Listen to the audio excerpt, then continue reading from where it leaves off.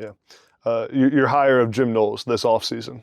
When the job first came open, I made a graphic of the top candidates that I thought would be for the Penn State job. I put Jim Knowles number 1. I got berated on social media. Yeah. Destroyed. I mean, people were calling me the biggest homer of all time. And I had no inside knowledge at the time of that. Obviously a massive hire, probably the best coordinator in the country that you got to leave a great program to come here. At what moment did you realize, or did you think that was going to be a possibility, and how'd you actually get it done? So first of all, I want to say I think we have arguably the best staff in college football and arguably the 3 best coordinators in college football. And I will tell you, and I think a lot of times when you say these things, people don't necessarily believe you, but I had talked to probably 6 to 8 coordinators in the NFL as well as in college, and we're trying to find the right fit. And some of those didn't go very far, and some of those went, fairly far into the process. But then I got a call right after the national championship game, and it moved quick. And, Jim had come out here when he was at Duke and spent some time with us for a couple days. I had forgotten about that, to be honest with you, and that was helpful. Yeah. We had some conversations when he went to Ohio State the first time. We had some conversations on that end, but I didn't think it was an option, and then once they got done playing and a couple of my other conversations didn't go the way, that I had hoped, or maybe the candidate had hoped, and then here this situation presented itself. And then the reality is, under the old leadership, under the old regime, it wouldn't have happened. Yeah. Because not only do you have the best defense coordinator in college football available, but Ohio State's trying to keep them. Yeah. Notre Dame has an opening. Oklahoma has an opening. We have an opening. Yeah. So it creates a challenging situation when you're trying to get the deal done. But this would not have happened under the old regime. Yeah. So I think it shows another example of commitment to winning at the highest level here. Yeah. How when you call Pat Kraft and you're like, hey, I think we can get Jim Nolls, I'm assuming, knowing Pat, that he gets all fired up and is in the trenches with you. How do we get it done? Is that how it goes down? Well, yeah, there's a little bit more, right? Yeah. I think this is real, but it's going to mean X. It's going to take X. Yeah. And can we do that? Can we make that happen? And his initial reaction was good, but he said, let me get back to you.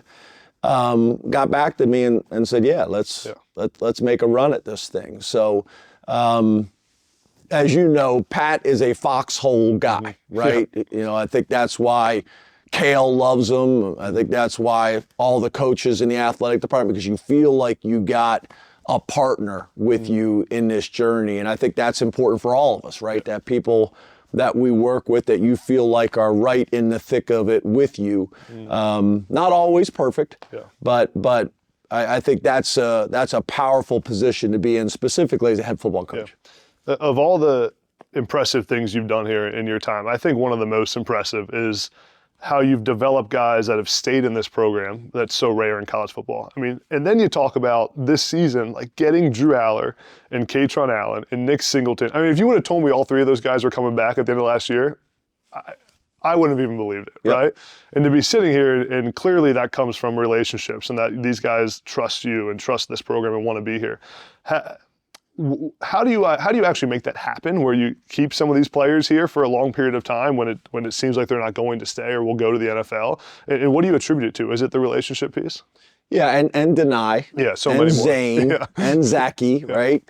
I think it's the culture that we've built here, right? There's a culture of, like we talked about, a transformational relationship, a true relationship where they know I care about them and their futures. The reality is, every single player on our roster is probably walking away from a little bit of money because they appreciate what this experience is like, and it has to be that way. Yeah. And I think, when you look at transfer portal, knock on wood, because it's not over yet, but we're averaging about 4 to 6 guys a year and some programs are averaging 46 a year. Yeah. So I think it's a little bit of the relationships, or a lot of the relationships, and what you talked about, and their experience, and them and their parents valuing that experience. This program obviously is, as we talked about, on the doorstep of the summit, of the top of the top of the top. What do you think's the final couple steps that need to happen to win a national championship? Yeah, I think the biggest thing, and we've done a great job of this, and it kind of goes back to your point earlier that everything matters, right? And I think early on in the program, we would pick and choose the things that we would compete in. It was like, well, we don't need facilities. Well, everybody else needs them, right? Yeah.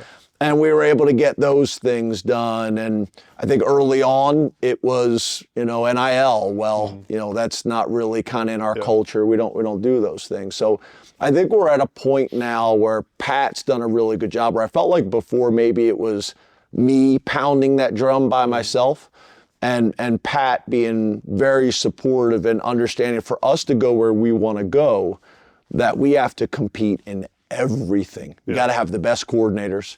We got to have the best coaches. We got to have the best players. We got to be able to capitalize, when we have momentum. I think those things are really what has changed and what is critical for us moving forward, to make sure that we're not rationalizing, and that every area that we need to compete in, we're competing at the highest level. So those things show up consistently on Saturdays.